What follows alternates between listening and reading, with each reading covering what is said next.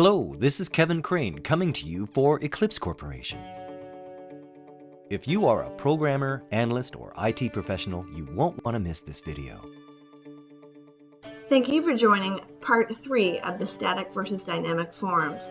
In this video, we'll be looking at the PDFs generated in part 1 from the design perspective in DocOrigin. Here is DocOrigin design with the static version of the form already opened.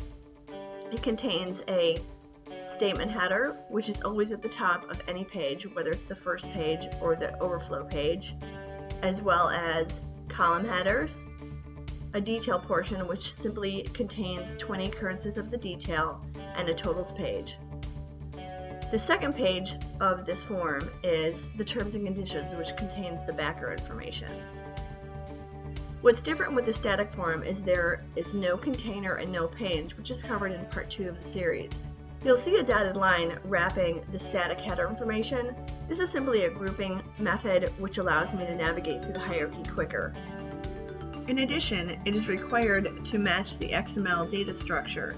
In this case, the grouping of statement header and company matches the XML parent nodes for that data. Now let's look at the data that matches the form designed for a static form. The hierarchy is the same as far as the XML nodes, which match the parent nodes in grouping. So a document indicates one record or document for an individual company. And then here you see the header information, which also contains a company and customer grouping. And then simply 20 detail lines. Last, before every page, is a total section, which could be left out or blank, but in this case I've put a series of dashes and a comments continued, just to tell the user that there's more information coming. So now let's look at the form design and run it with this data. So I'm going to go Tools, PDF Preview, and I've simply selected the static version of the forms data. Here is page 1, which contains 20 detail line items, a backer, and page 2 of the first document, which contains 3 additional detail lines. And then here, lastly, is the second record. Now going back to the design, in the first series we showed a dynamic form which contained comments in the detail section. Since this form is static, we can't handle comments in the traditional method, so we can use a workaround. In this case, what I did is built the invoice date field to allow to adjust width across the page. This means I can actually send a comments field to the invoice date, which will simply span across the column width. But I have to be careful to make sure that the content within the comments field doesn't expand past the edge of the form. So in one case, I actually have to insert 2 detail lines with the detail date containing the first and second half of a comment. Let's go look at that now. Let's go ahead and open up this data file, which is the static statement with detail comments in invoice date field. So here I'm just going to simply scroll down to find my comments. So here's a remark that says detail comments handled by inserting data into the invoice date field called in date and turning the adjust width on in the field option. If I look at the second comment field, this comment is longer and requires me to insert 2 detail line items with the comments in the detailed date section and simply leaving the other remaining fields blank. So let's go ahead and run this data file.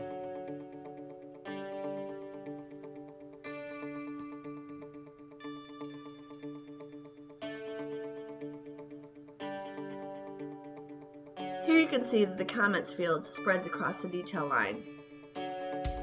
If we scroll down, we now see that because we've added the comments using up 3 of our detail items here, we have grown our second page to carry over 3 different detail lines, and this has to be handled on the data side. So a little more programming than if you were to use a dynamic design structure. If we go ahead and zoom in here, here are 4 detail line items and then a remark on invoice number 399310 to indicate that they've properly received the credits for that item. Although the design concept and data layout is pretty simple and straightforward, It's not the preferred method. We would rather let the data drive the form design and decide when to pull in a comments field and not actually send a comments field into a field such as invoice date. So let's go ahead and look at the designed version of the same form.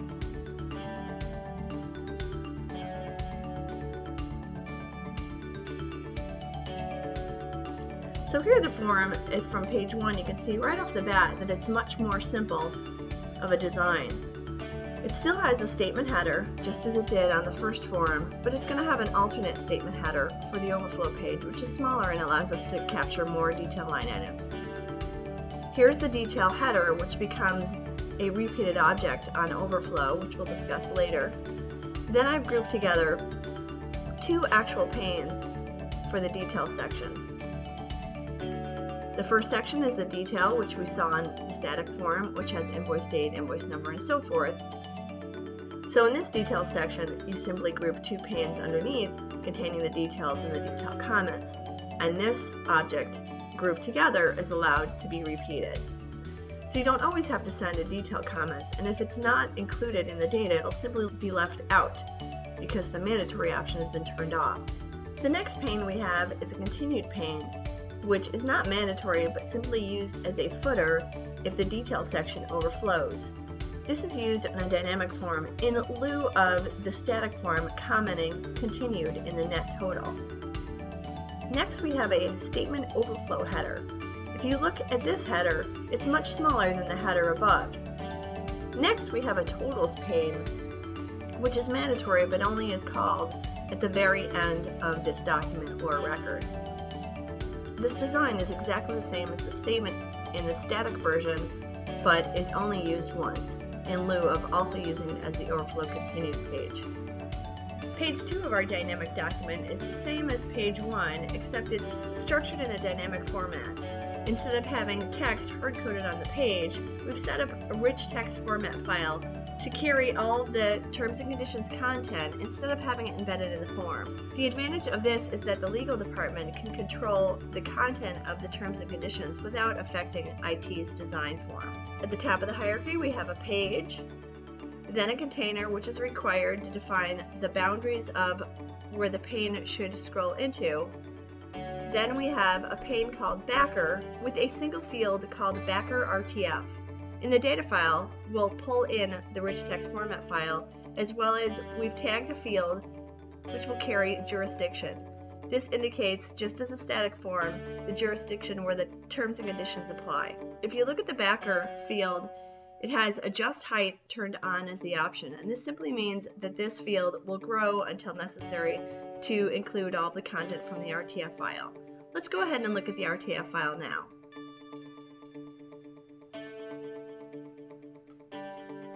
Pretty straightforward. It's simply a rich text format designed in WordPad with the content of the backer. Now let's go ahead and look at the data for the backer. Here, there's the parent node for backer, which is the definition of the pane. And then here's the field called backer RTF, which simply has a path for the RTF file.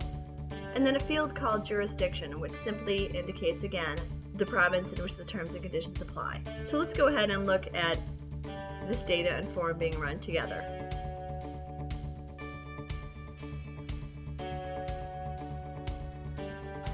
As you can see, the statement is very similar to the static form, except it was a more efficient and effective way for designing it. The data was more simple, as well as the design. The details are only represented if there's data for that detail, and it simply stops on page 2 and is followed by the totals. This is the preferred method for designing a form. Also, as you can see, the secondary page allows white space instead of an empty grid to allow you to add product marketing and messaging. We call this lost white space, which is also available in a video for preview. Join us in part 4 of the series to look at how the detail section works with the detail header, alternate overflow header, footers, and so forth. Want to find out more? Just go to eclipsecorp.us and check out our other videos. That's eclipsecorp.us. Or call us at area code 678-408-1010. 678-408-1245 extension 2. That's 678-408-1245 eclipsecorp.us.